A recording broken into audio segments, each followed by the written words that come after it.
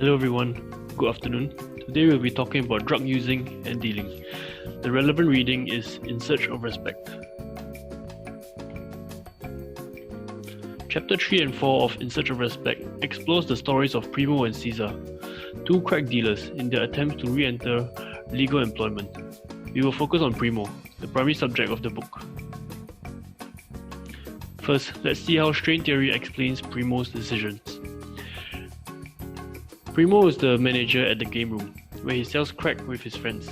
He searches for legal employment when the crack business starts to turn bad. However, he is humiliated in his attempts because he dropped out of school early and faced a lot of racism as a Puerto Rican in New York. Primo accepts America's cultural goals of gaining money and power, evident from his generous spending habits and taking his friends out frequently when he gets paid. However, Primo cannot achieve this through legal employment because of his lack of education and him belonging to a minority group. In the end, he stays in the crack business even though business at the game room had turned bad because he could only get jobs that paid just above minimum wage. To Primo, it was simply not worth it to accept such low pay, to tolerate racist insults and conform to office culture, which opposes the street culture he identifies with. Selling crack was the only option he had, even though it was illegal. Next, I'll be sharing about a case study in Singapore.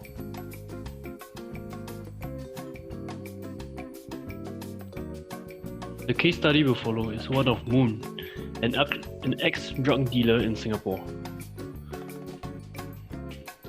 He started smoking early on and was introduced to weed during his O-levels.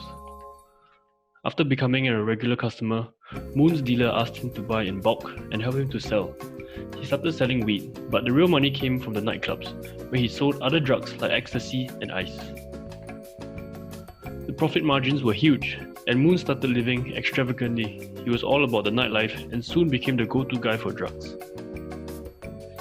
In the end, Moon was caught. He almost had to face the death sentence, but was saved because the drugs he was caught with weren't pure enough. He was sentenced to 6 years and 8 strokes of the cane in the end. Let's compare the case study to Primo's story from In Search of Respect. Both Moon and Primo gave up higher education to work early. Primo started working legally at first, while Moon went straight into the drug scene. Both led the high life and spent all their money. Primo spent everything on alcohol and cocaine, while Moon spent it on the nightlife. Both were marginalized because of their lack of education and could not find legal work that paid better than their drug dealing businesses. Let's apply Merton's strain theory to the case study. Moon accepted his society's cultural goals of achieving recognition and money. However, he did not have the means to achieve them legally. Hence, he took the opportunity to peddle drugs, which could bring him fame and money quickly, at just 17 years old. Merton would have classified him as an innovator, someone who accepts the cultural goals of society, but rejects its institutionalized means.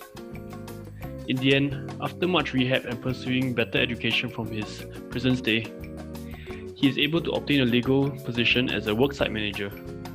Today, he will be a conformist in Merton's eyes.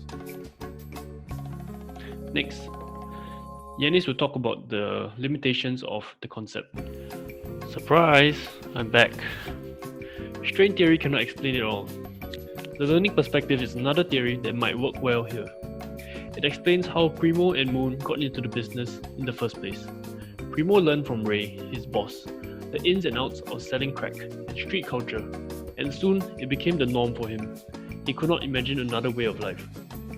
Similarly, Moon was introduced to the life by his dealer and found it extremely tough to go through rehab and break out of this lifestyle. That is one other perspective. Let me leave you with one question.